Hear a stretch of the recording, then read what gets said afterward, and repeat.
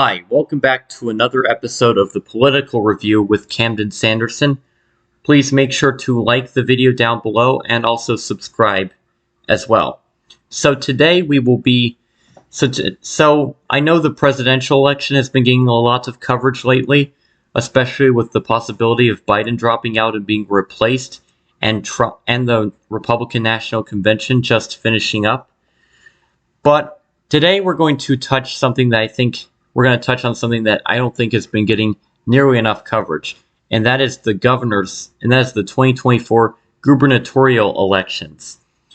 The president may be the head of the executive branch at the federal level, but governors are the head of the executive branch at the state level. They sign bills, they veto bills, they make speeches, they make state of the state speeches, they can appoint justices to the state Supreme Court. So it's very important, and during presidential years, they just kind of get overshadowed by the presidency. So today we're going to be making a 2024 governor prediction map.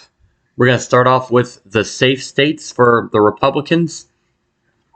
Once again, I will review that. Once again, I use tilt means that it'll be decided within a point. Lean means that will be decided between 1 and 5 points. Likely means between 5 and 15 points. And safe means more than 15 points.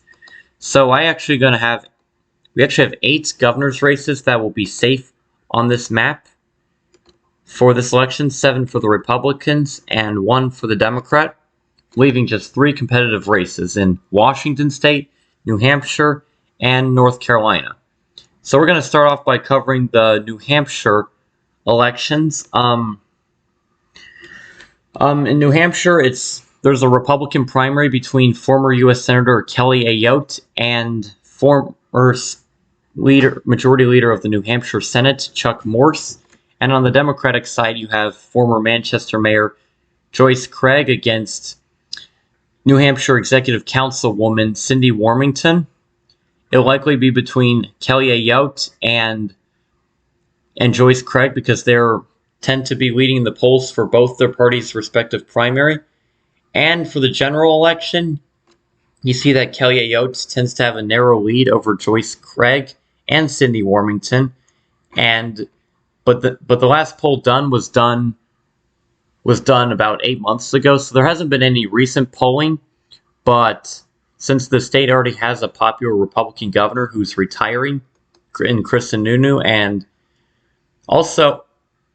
and the possibility, and Kelly Ayotte is having more name recognition as the former senator, I say that the race is lean Republican.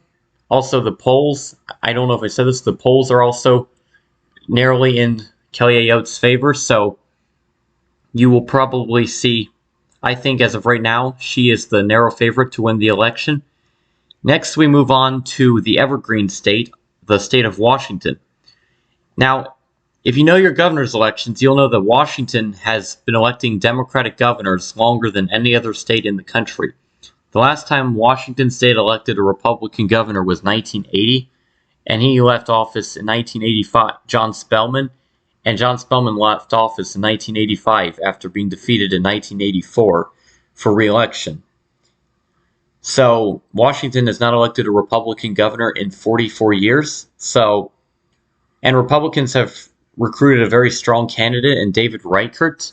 David Reichert is the former congressman from Washington's 8th Congressional District, and before that he was the sheriff of King County, and King County is home to home to the city of Seattle, along with Bellevue, Redmond, Sammamish, Des Moines, and a few other major cities within the Washington metropolitan area. He represents a district that He represented a district that voted for Obama and Hillary Clinton.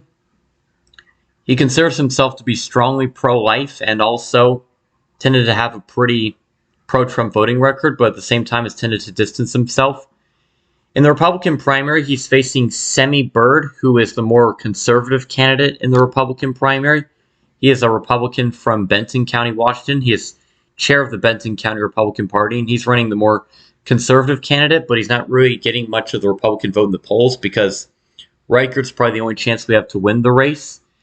And on the Democratic side, you have the frontrunner is Washington Attorney General Bob Ferguson. If I can pull that up here. Bob Ferguson, who is, as I said, the Attorney General of Washington. And much like the governors, Washington also elects its attorney generals and other statewide elected offices on presidential election years.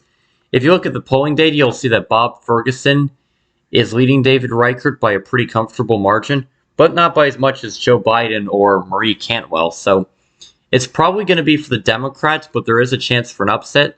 So I will say that it is likely Democrat. Again, Reichert's a very strong candidate, but I don't think it's going to be able to happen. I will say that Bob Ferguson is an electoral underperformer. In 2020, Biden carried the state of Washington by 20 points, but Bob Ferguson only won by 13 points. So now we have the last state, and this is probably the biggest state on the 2024 gubernatorial election map, both in population and in and being notable, is the state of North Carolina. We'll be electing a governor this time. Now, the state of North Carolina, they already had their primaries, and it's going to come down. It's coming down to between Josh Stein, the Attorney General of North Carolina, and Mark Robinson, the Lieutenant Governor of North Carolina. The state is expected to be likely for Donald Trump on the presidential map, lean or likely depending on who you talk to, but it's also expected to have a very competitive governor's race. Josh Stein, if elected, would be the first Jewish governor in North Carolina. But the real talk is with Mark Robinson, the Republican candidate for governor of North Carolina. Mark Robinson has a history of saying very controversial things. He called members of the LGBTQ community filth. He's also said that women should not have the right to vote. I know someone who's a very staunch Republican, and they said that even they think that what he says is asinine, but they would still vote for him if they were a resident of North Carolina just because he is the Republican nominee. And if you look at the primary for the 2024 North Carolina governor's race, you will see that if you look at the endorsements in the general election, you will see that there have already been some prominent Republicans who have refused to endorse either of them. That would be Tom Tillis, one of the senators from North Carolina, also Dale Folwell, the state treasurer, and Pat McCrory, the former governor of North Carolina from 2013 to 2017. So when you don't have support from prominent Republicans, it can be kind of bad. If you know anything about North Carolina politics, there used to be a senator from the state named Jesse Helms, who was very known for saying very controversial things. He said very controversial things about gay people. He also said that if God wanted us to use the metric system, that Jesus would have had 10 apostles. He was a senator from North Carolina from 1973 to 2003. So I just find it, and if you look at GovTrack, he was also consistently rated. GovTrack, for those of you who don't know, rates members of the U.S. House and U.S. Senate by ideology and leadership. And he was consistently rated as one of the most conservative members of the United States Senate, always within the top 3, in fact. And if you know anything about Jesse Helms, you know that he's a very, very conservative senator. This is what he looked like. He was born in 1921. He died in 2008. Senator from North Carolina from 1973 to 2003. I think I already said that. He's also friends with Joe Biden. Just an interesting fact. He also was known for the Helms Amendment, which said that foreign aid dollars could not be used to fund abortions. Kind of like the Hyde Amendment, which says that federal fund also says something similar, that federal dollars cannot fund abortions, but this is more specifically aimed towards overseas aid. So I just find it funny that once again you have a very right-wing reactionary Republican who makes a lot of controversial statements running for an office in the same state, the state of North Carolina. If you look at the polling, though, you'll actually see that Josh Stein and Mark Robinson are pretty neck and neck.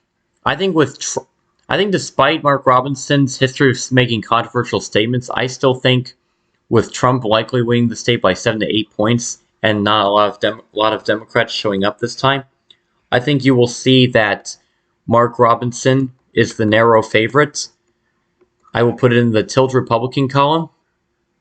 So I project in the 2024 governor's elections, you're going to see 9 Republicans elected and 2 Democrats, including 1 seat that will be flipped from Republican to Democrat to Republican, because in North Carolina, the incumbent Democrat is Roy Cooper, who is being term limited out. So there you have it.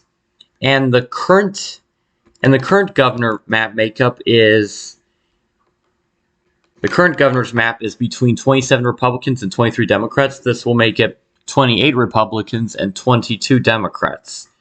So that is my first governor's prediction for the 2024 election cycle. I hope you enjoyed the video, and I will see you in the next one.